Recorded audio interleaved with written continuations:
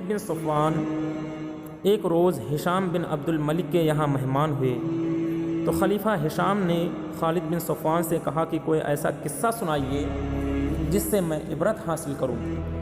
تو خالد نے کہا کہ سنیے، ایک صاحب علم اور صاحب اقبال بادشاہ خورلک کی طرف سیر کے لیے نکلا۔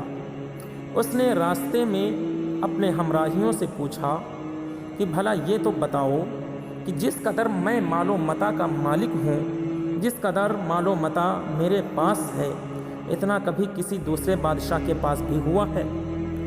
تو ایک پرانے زمانے کا بوڑھا بھی ان کے ساتھ تھا، ان کے ساتھ موجود تھا۔ تو وہ بوڑھا کہنے لگا کہ اگر اجازت ہو تو اس بات کا جواب میں عرض کروں۔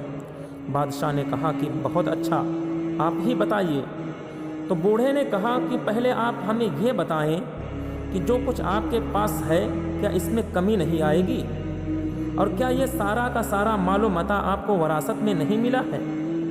اور کیا آپ کے بعد یہ مال و متاع آپ کے جانشین کو وراثت میں نہیں ملے گا؟ تو بادشاہ نے جواب دیا کہ یہ تینوں باتیں حقیقت میں سچ ہیں، یعنی حقیقت ہونے والی ہیں۔ بوڑھے نے کہا تو پھر بڑے تعجب کی بات ہے کہ آپ ایسی چیز سے مغرور ہو گئے، آپ ایسی چیز سے غرور میں آ گئے جو کم بھی ہونے والی ہے اور جس کا زیادہ حصہ آپ کے پاس سے دوسرے کے پاس چلا جانے والا ہے، اور جو کچھ آپ نے خرچ کر لیا ہے اس کا حساب بھی ہونے والا ہے۔ دوستوں، بادشاہ یہ بات سن کر کے کانپ اٹھا اور بولا کہ کہاں چلا جاؤں اور کیا کروں؟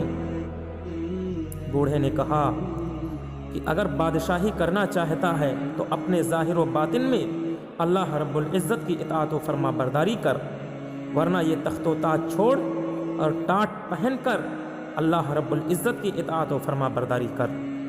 بادشاہ نے کہا کہ میں رات کو سوچوں گا اور صبح جو رائے ہوئی وہ بتاؤں گا۔ تو دوستوں، جب صبح ہوئی تو پھر بادشاہ نے کہا کہ میں بادشاہت چھوڑ کر پہاڑ اور چٹیل میدان اختیار کرتا ہوں اور بجائے پوشاک شاہی کے ٹاٹ پہنتا ہوں، تم بھی میرے ساتھ رہو۔ اس بوڑھے سے بولا۔ لہٰذا ان دونوں نے ایک پہاڑ کو اپنا ٹھکانہ بنا لیا اور مرتے دم تک وہیں پر رہے۔ دوستوں، یہ قصہ سن کر ہشام بن عبد الملک اتنا رویا کہ اس کی داڑھی آنسوؤں سے تر ہو گئی، اور اپنے دونوں بیٹوں کو سارا کا سارا کام سپرد کر کے خود گوشہ نشینی اختیار کر لی اور اپنے محل سے بھی نہیں نکلا۔ دوستوں، یہ حالت دیکھ کر اراکین سلطنت نے خالد بن صفوان سے کہا کہ تم نے یہ کیا کر دیا؟ ایک امیر المؤمنین کی راحت و لذت کو گنوا دیا آپ نے۔ خالد نے کہا کہ میں معذور ہوں، اب میں مجبور ہوں۔ میں نے اپنے اللہ رب العزت سے یہ عہد کر لیا ہے کہ جب بھی میں کسی بادشاہ سے ملوں گا تو اسے اللہ رب العزت سے ضرور ڈراؤں گا۔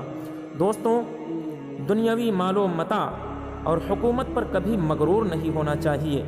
یہ دنیا کسی کے ہاتھ سے ملتی ہے تو کسی کے ہاتھ میں چلی جاتی ہے، اسے بقا اور قرار بالکل نہیں، اور جتنی دیر یہ دنیا ہمارے پاس رہے گی اتنا ہی زیادہ ہمیں حساب بھی دینا پڑے گا۔ اللہ رب العزت کی بارگاہ میں دعا ہے کہ مولا کریم ہم کو آخرت کی تیاری کرنے کی توفیق عطا فرمائے۔ السلام علیکم ورحمۃ اللہ تعالی وبرکاتہ۔